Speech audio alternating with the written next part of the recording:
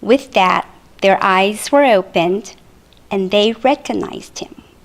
Luke 24:31. My story began in Taiwan. I was raised there until about 10. I had a typical Asian childhood, a lot of studying, but otherwise relatively calm and peaceful, surrounded by Catholicness. We attended Mass, had a crucifix hanging on the wall, had more than enough rosaries to spare. We collected prayer cards and we said our prayers.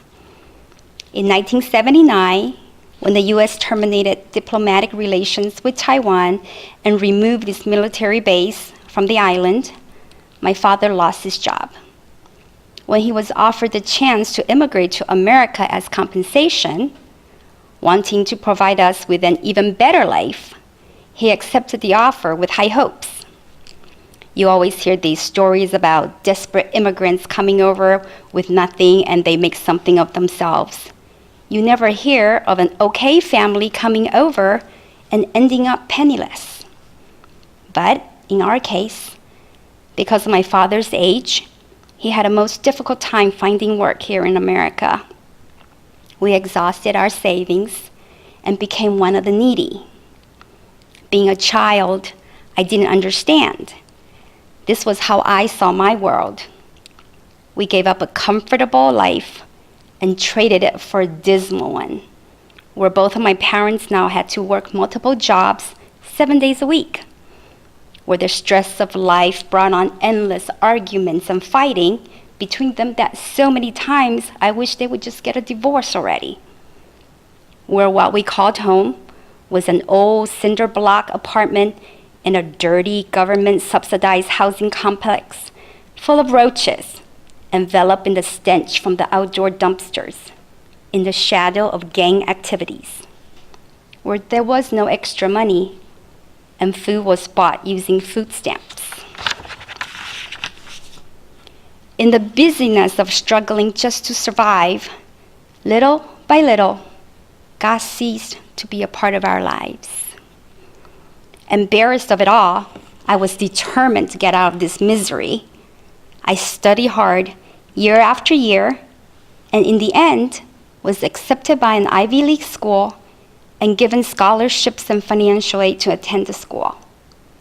I met my future husband there, and after he received his master's degree, we got married and moved to Chicago. I found a man who loved me, and I was happy. And I was back to attending Mass with my husband. But because I hadn't received my sacraments, I had to sit out during communion. Ironic, really, because during communion, one should feel as one with Jesus, yet I feel like an outsider every week. Periodically, the idea of joining RCIA would enter my mind as though somebody was whispering to me. But I chose to ignore and found excuses not to go. So this pattern repeated, attending Mass, yet feeling alone, just going through the motions. Then, little by little, my happy story became marred by a new set of struggles. The loneliness of infertility, 6 years of countless doctor visits. The sadness of watching my parents age. They needed so much help. And the cluelessness of being a parent when we finally had kids. Why won't these kids just do as I asked? All the time, though, I thought I had to handle these challenges by myself. After all, that was how I managed all these years, right? Doing things my way, by myself.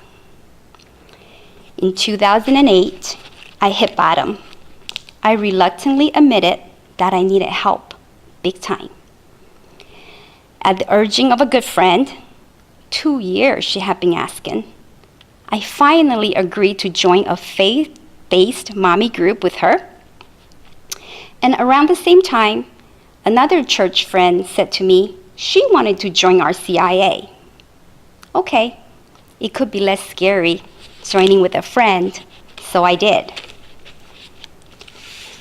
In the months that followed, the God-loving members of these two communities would teach me and show me all about Jesus' love. They lived the word, and I couldn't get enough of it. Little by little, like the two disciples on their way to Emmaus, I, too, had my eyes opened, and I, too, recognized Jesus. Easter of 2009, with a full heart, I received my sacraments, knowing well how much Jesus loved me and that He was with me my whole life. He was there through the good times, through the bad times, especially through all the times that I thought I had achieved something of my own merit. I see clearly now.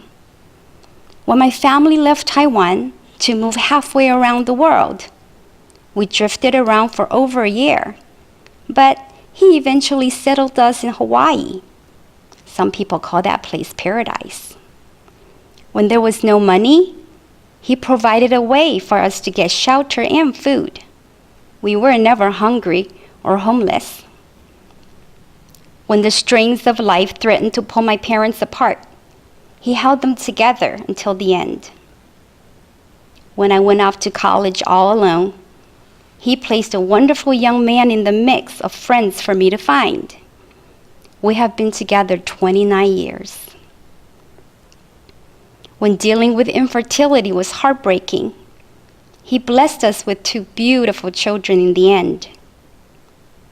When caring for those two children proved too frustrating, He led me to that mommy group full of godly and helpful women. When my earthly father passed away in 2009, He first made sure my eyes were opened and fixed on my Heavenly Father. When I could no longer care for my mom, who has dementia, He guided me to find the right facility for her. You see, Jesus was with me my whole life. He whispered for me to come back to Him.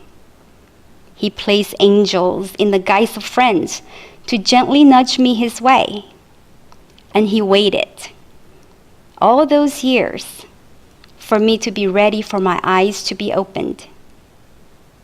Now that my eyes are opened, I try not to lose sight of Him. I seek Him everywhere, in everything, in everyone. May others seeking Him, perhaps after having heard my story, come to see and recognize Jesus in their own stories.